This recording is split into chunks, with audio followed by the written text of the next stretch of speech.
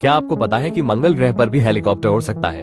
अब आप कहोगे कि मंगल ग्रह पर तो हवा ही नहीं है, फिर हेलीकॉप्टर कैसे उड़ सकता है? तो आपको बता दूं कि मंगल ग्रह का भी अपना एटमॉस्फेयर है, यानी वहाँ हवा तो है, लेकिन धरती के मुकाबले करीब 100 गुना पतला हवा है। इसीलिए नॉर्मल हेलीकॉप्टर वहाँ पे नहीं उड़ पाएगा।